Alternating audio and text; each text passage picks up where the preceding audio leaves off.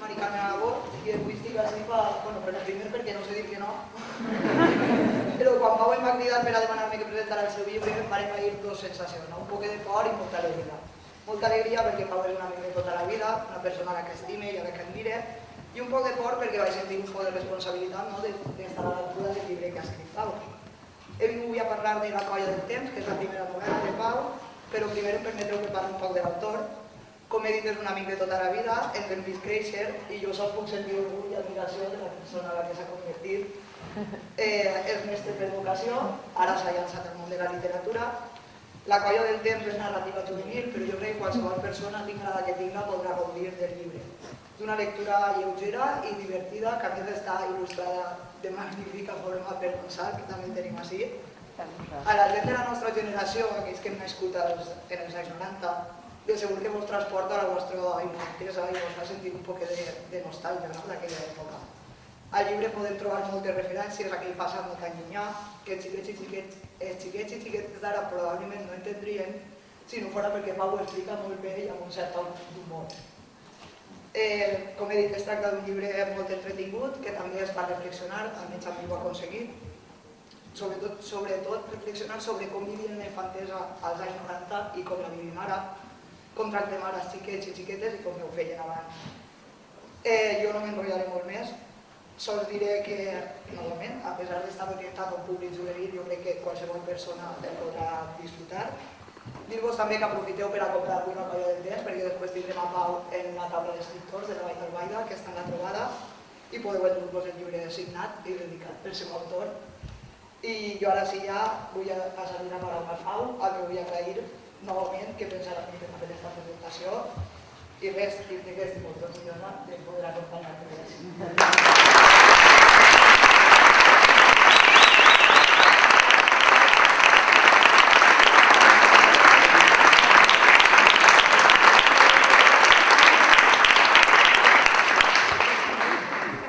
Bon dia a tots i a totes.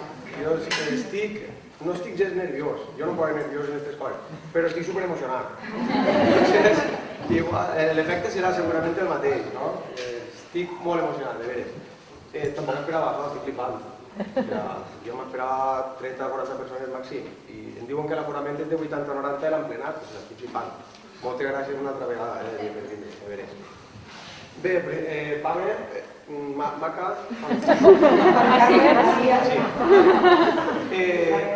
Segur que aquestes coses comencen per els agraïments, sempre. I jo, evidentment, vaig començar per l'agraïment. Primer a Maca, per aquesta magnífica presentació. Quan li ho vaig dir, de seguida em va dir perfecte, però m'has de passar el llibre que vull llegir-me-lo jo, de seguida. I ho vaig passar i ja se la va llegir i tot superguai, superbé. Moltíssimes gràcies per aquesta introducció. Després també a l'Ajuntament i a l'àrea de cultura, que des del primer moment que els ho vaig dir m'han posat totes les facilitats del món. Jo no m'he pràcticament de res, jo he vingut així, estava tot muntat i tot, així que també moltes gràcies a l'Ajuntament i a l'àrea de cultura. A Escola Valenciana també, per la trobada, per convidar-me aquesta vesprada a estar allí amb ells, que també és un orgull per a mi, que em posen ahí en autors de la vall, encara que siga un autor novel. I després també a l'editorial, per confiar en la meva història. Vaig a contar-vos un poc com va ser la història de per què jo em vaig animar a enviar-la a una editorial. Jo estava acabant una novel·la que es diu L'acabo dels dies, que és de Marc Artigau i Queralt. I justament aquesta novel·la acaba en aquesta frase, que diu: un llibre tancat és un amic que espera, perquè les històries, com la vida, com el temps, només tenen sentit si es comparteixen. Aquesta és la frase final del llibre. I justet jo feia 2 o 3 setmanes que l'havia acabat. Clar, vist que això, un llibre tancat és un amic que espera, només tenen sentit si es comparteixen, i a mi, com a qui em va dir, i per què no? Hi ha gent que diu, el no ja el tinc, jo sempre penso, el sí ja el tinc. Si el no ja ho veurem, el sí ja el tinc. I així va ser un poc. Em vaig animar. El mateix dia els vaig escriure al meu cercle de confiança també, alguns quants, els ho vaig dir, he fet això, voleu llegir-la, i la vaig passar a tots els que vaig dir que la vaig voler. I el feedback que recibeixes de la gent de molta confiança sempre sol ser més real que de la gent que no té tanta confiança, no? Perquè, i més coneguem a mi, que saben que vull saber la veritat. I tots em van animar que la història els havia agradat. Els havia donat intriga, l'havien disfrutat bastant. I això em pagava a mi, no? Estava molt content. Uns mesos després, el correu de l'editorial, que estaven interessats, que els va agradar la història, com l'havia orientada, i jo des d'aquest moment em vaig ficar a treballar més encara en ella perquè encara estiguera millor, perfeccionar-la. I aquesta és la història un poc de per què jo em vaig animar. Com, potser, una frase d'un llibre te pot animar a fer una cosa que dius, bueno, ja ho he acabat i ho tinc ahí, ja està, no sé què fer amb ella.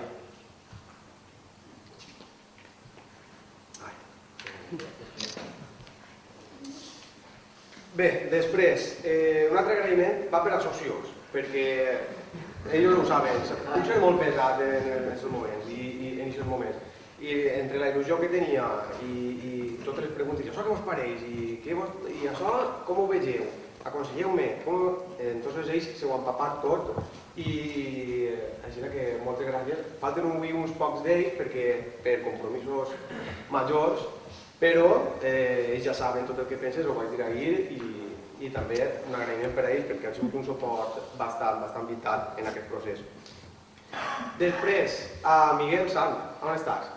Que et veig ja, estàs ahí. Per què? Perquè ell va ser la primera persona en llegir les primeres paraules d'aquesta història, el primer de tot. I ell va ser el que li enviava i deia, tio, que està superguapo, envia'm més, que estic superenganxat, envia'm més, que estic superenganxat. I això, animava un poc a seguir en el procés, perquè si és cert que una persona que comença a escriure no té la confiança en ell mateix per seguir escrivint, necessita també un poc de recolzament exterior, de mostrar el que escriu per a que te diguen i seguir aprenent un poc també. Després, a Fran Garcia per la correcció ortogràfica. Hi ha persones que tenen un don, ell en té 3 o 4.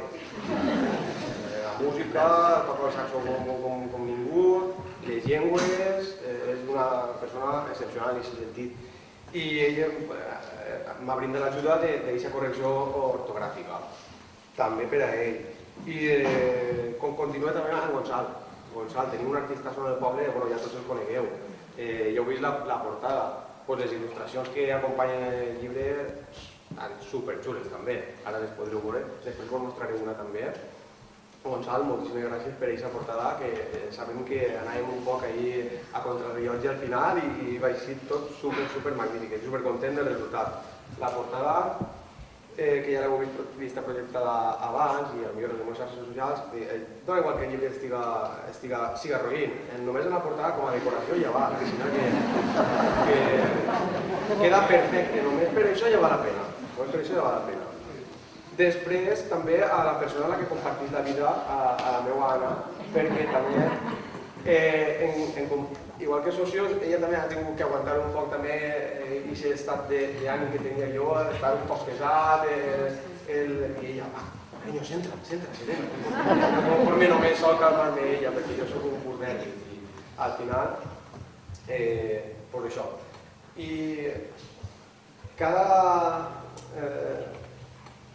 A veure, com ho explico això? A cadascú el que li pertoca. I ella, d'ella va ser... Hòstia, Alfredo!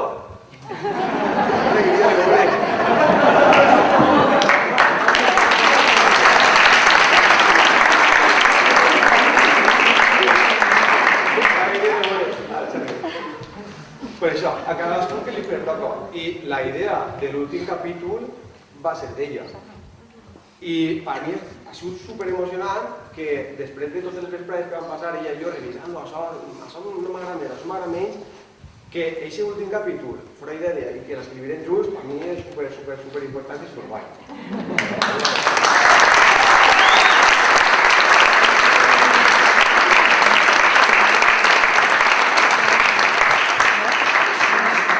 Després, ara sí que vull fer un símil a la música, com a músic que soc, no? I és a un pas doble que es diu L'herència de Tomàs Gilabert. Tomàs va escriure aquest pas doble, només va acabar la carrera de música per a commemorar als seus pares es diu l'herència, perquè ell dia que no hi ha millor herència dels teus pares que poder estudiar i formar-se, que es brinden l'oportunitat d'estudiar i formar-se. I si jo avui estic així i he pogut escriure això, és gràcies a aquesta formació que mon pare i ma mare m'han permès que puga tindre, sinó que també he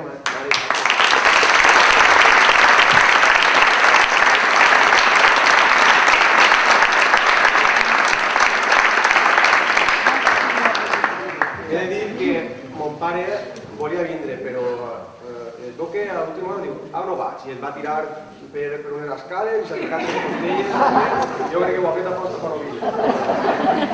Pobre homeista. Pobre, s'ha quedat en casa i... Però bueno, estic gravant-li perquè ho puga veure, sinó que... I per últim agraïment ja, no vull ser més pesat, al meu nebot, Vicent, on estàs? Que et veig ja. Per què? Perquè quan jo vaig començar això, la meva única motivació era acabar i regalar-li-la.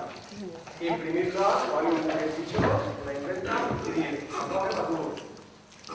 Volia regalar-li el que estàs l'any passat o ara el seu aniversari. I, per sort, avui te la puc regalar, esta que és per a tu, la primera que va signada, te la puc regalar, però en format llibre de deberes.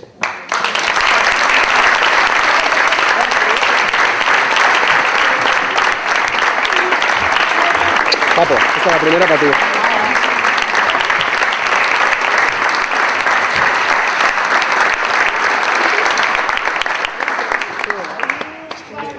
Abans de continuar, desglosamos un poc el que és la història, presenté a Gonçal Benedito, artista del poble que tots coneguem i que també va explicar-nos un poc com va ser aquest procés de la portada i les il·lustracions. Gonçal, moltes gràcies.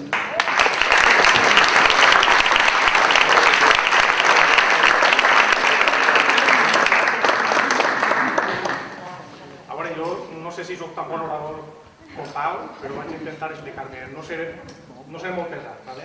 A veure, la cosa és que quan ja ho tenia pràcticament acabat d'escriure, em va tocar i em va dir necessite que il·lustres el meu llibre. I jo, clar, no sabia tampoc que s'havia pogut escriure, em vaig enterar aquí un mateix moment.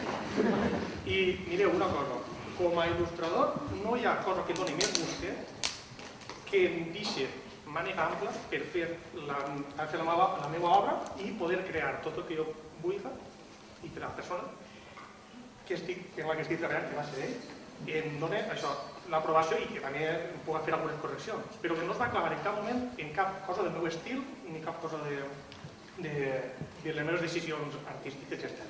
Em va parèixer espectacular perquè jo no sé si serà perquè hem comprat tota la vida el pa del mateix lloc, però no l'entenem, però no vam entendre la primera, i a partir d'ahir, connexió absoluta, cada cosa que em dia, em passa les referències, mira, jo vull que visca una cosa més pareguda a això, fes referència a allò, perquè el llibre no ho ha dit encara, però està ple de referències, als anys 90 sobretot, a la nostra infantesa, i jo estic encantadíssim en aquella època també. No sabia que m'emocionava tant fins que vaig llegir el llibre. La veritat, em va encantar, me vaig llegir de dalt a baix quan vaig poder i he intentat plasmar tot això que ha fet ell. També que ha sigut explicar als anys 90 a través d'una novel·la d'aventures d'una colla de 4 amics. I és molt, la veritat, m'ho he passat molt bé. I, a veure, el meu estil de dibuix, no sé si s'acaba d'apreciar, té, en el que jo estic més còmode, té molta a veure en els dibuixos animats dels anys 90. Cosa que li va molt bé a la novel·la perquè en temàtica també es pareix molt a aquesta època. I jo crec que per això funciona tan bé, no creu? No sé. Sí. Jo estic més agraït, ha sigut un plaer i un honor poder il·lustrar i posar-li cara a aquests personatges i res més, poca cosa a dir, que se'l compreu, feu pel favor.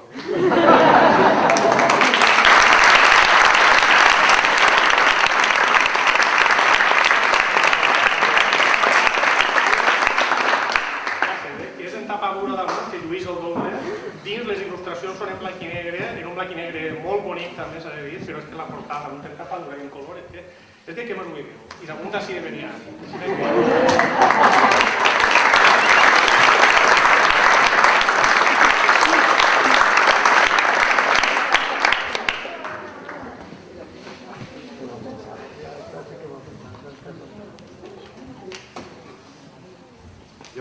recibir el correu, el primer que vaig fer va ser pensar en Gonçal, perquè damunt vaig pensar que l'estil seu de dibuix és que era perfecte per a la novel·la, però perfecte. I en seguida il·lusionat i va ser tot un èxit. Ara entrarà Fran per ahí, que l'acaba de veure també. Seguim, primer que res. Antes de continuar, llegim ràpid la sinopsis. En la colla del temps, 4 protagonistes atípics coincidiran d'una manera totalment inesperada, on es veuran involucrats en una aventura plena d'enigmes, proves i viatges llunyans. No tot serà el que pareix i hauran de mirar al seu interior per tal de trobar el coratge i la intel·ligència necessària per resoldre els misteris que els envoltaran. Ho aconseguiran? I no oblides visitar l'anecdotari del 90 per saber-ne més sobre les paraules marcades amb nombres. Ara després explicaré un poc el que és l'anecdotari, que són aquestes paraules marcades amb nombres. Em toca explicar una mica de què va i són 4 protagonistes, coincideixen, i es veuen un poc en un problema. Un problema que aquest problema els porta a una pista, aquesta pista a una altra pista, tenen proves i està ambientat en els anys 90, òbviament. Com s'ambienta en els anys 90? Ja ho descobrirem en la mateixa història. I tenen diferents missions, tenen una missió que els porta per diferents proves per a intentar solucionar un problema greu que els ha sorgit. Aquesta és la base en la que es mou la novel·la. Dins d'aquesta novel·la el que trobareu també, els que som més majors, són diferents escenaris que a tots vos resultaran familiars. Inclús n'hi ha algun que està explicat adrede per a que penseu, això és això, i tots sabeu què és, perquè és un lloc de Benigànim. Que Gonçal de seguida m'ho va dir quan va arribar a això. Això és, i jo dic, molt, això és perquè està ben explicat, se sap què és. Passareu per diferents escenaris també en els 90. Després...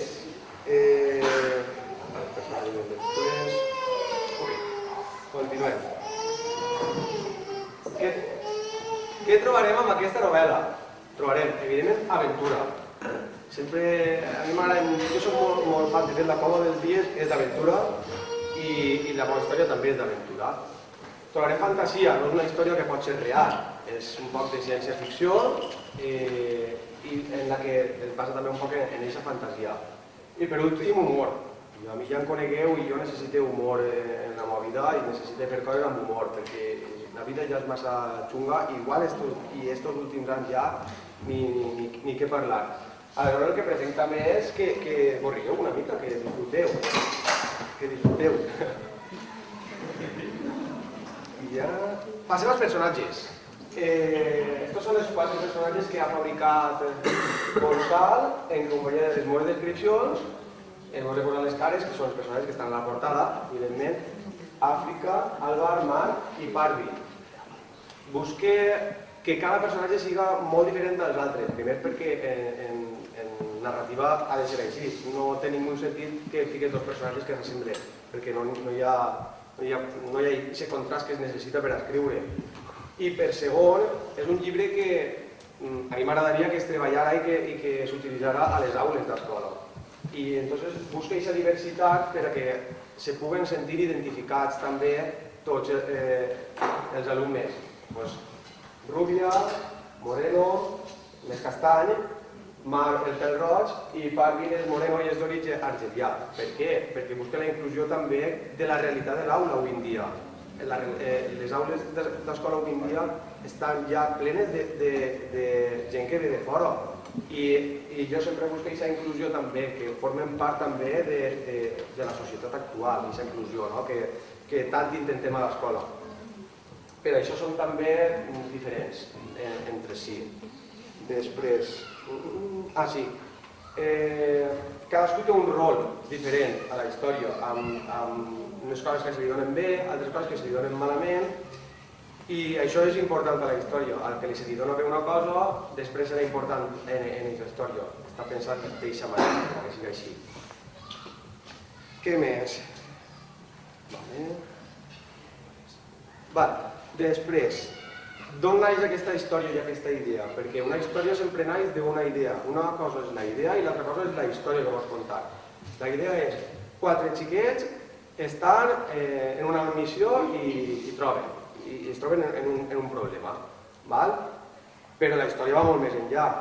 I naix des de la nostàlgia que tinc jo a aquesta època, que tinc una nostàlgia molt forta, als anys 90, a la meva infància, penso que era... En aquesta època teníem l'equilibri en què els xiquets i xiquetes encara ens criàvem en el carrer sempre, però la tecnologia començava a eixir. Aleshores teníem ja les dues coses. Ara aquesta cosa ha canviat, ara és molt més tecnologia i molt menys carrer. És un poc també la reflexió que jo intento fer llegint el llibre este. I també naix des del foment lector, perquè la lectura té dos vessants. Una és l'esforç. És molt més fàcil enxufar-se a Netflix o estar cara al mòbil en les xarxes socials i llegir necessita un xicotet d'esforç. I l'altra és els models a seguir. Està comprovadíssim, els docents ho sabem, que pares i mares que llitgen, fills que llitgen. No és evident el 100%, però és així, la majoria de vegades. Aleshores, jo en aquesta història el que vull és que es creï aquest debat familiar.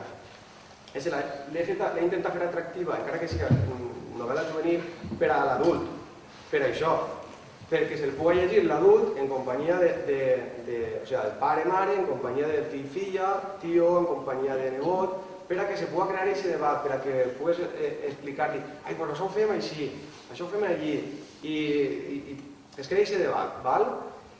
Aquesta és una de les meves intencions, i també pense que podria ser divertida també per a les xerrades literàries que abans del Covid es feien a les escoles, que simplement es llegeix en família el llibre i després va a l'escola a comentar-lo, a treure les idees, a treure les emocions que té aquest llibre en companyia del mestre.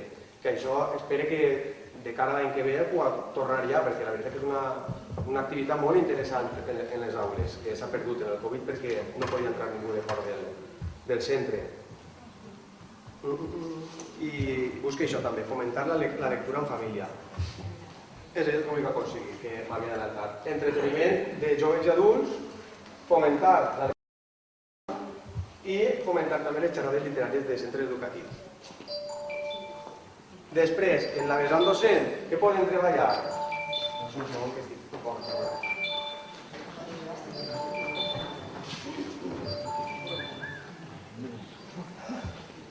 En la vessant docent, que jo com a docent, quan escrivia el llibre també pensava un poc en la meva part del treball. Com puc treballar això a l'aula també? Que no siga sols un debat, que pugui ser en família o a l'escola. Doncs podem treballar el treball en equip i la cooperació, com els 4 s'ajuden entre ells, treballar en equip per aconseguir el repte que tenen, la missió que tenen, empatia i amistat, com es recolzen uns en altres, per a intentar superar les adversitats que els acompanyen, companyerisme, que en valencià no es diu companyerisme, una paraula superrara, però per companyerisme que ens entenem tots i ja està. Jo i el Valencià, era molt rara. I després... Companyonia, sí. I com era tan rara, dic, bueno, companyerisme que ens entenem tots.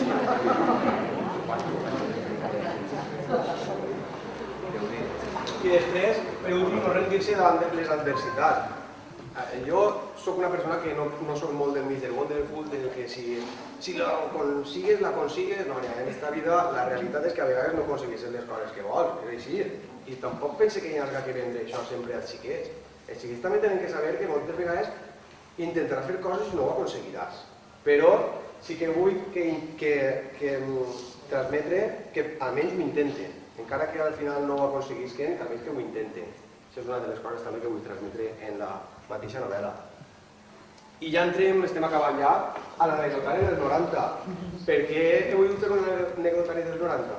La idea és que els joves coneguen aquesta època més recent, és història recent, que no es dona a les escoles dels anys 90 ja pràcticament, el dia a dia ni res, és molt de prehistòria, història, la revolució industrial, tot això, però després aquestes coses com que estan un poc oblidades, no? Aleshores jo pretenc mostrar això i com ho faig? Cada vegada que hi ha una referència als 90 dins de la mateixa novel·la, per a que els joves ho entenguen bé, no n'hi ha que passar res. Jo el que faig és contar una anècdota sobre el que siga en aquest moment. Per exemple, el telèfon fixe és el telèfon fixe que teníem tots al nostre menjador, que estava enganxat ahí, que no tenies privacitat, si estava ta mare i ton pare al costat i volies parlar en algú que t'agradava, doncs era en plan, parla espanyol. O quan tocaves per telèfon i es posava sa mare o son pare, no? Conte anècdotes sobre aquestes coses que ens passaven a nosaltres, que eren totalment normals, però que ara ja no passen, i ara ja no estan. Això sí que ho faig en un to més humor, més desenfadat, més en transmetre aquest humor, aquesta cara que a mi m'agrada.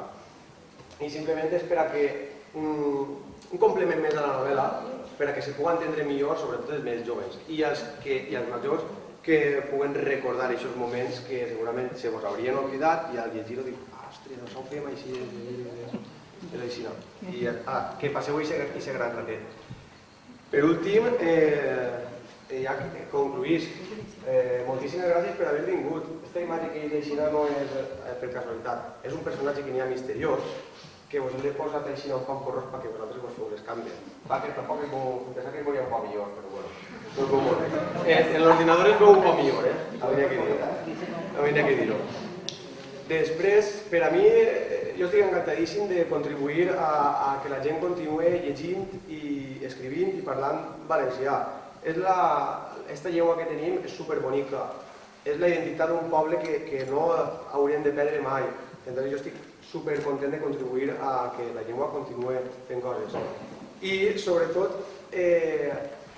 que la gent continuï creant productes en valencià, perquè moltes vegades és no, jo ho faig en castellà perquè arribi a més gent, que sí, que és totalment lícit, però això per a mi té més mèrit encara la gent que crea continguts en valencià, perquè se poden fer a l'escola o que simplement se pugui llegir. No deixeu mai de parlar i d'escriure valencià, per favor. Moltes gràcies a tots per haver vingut.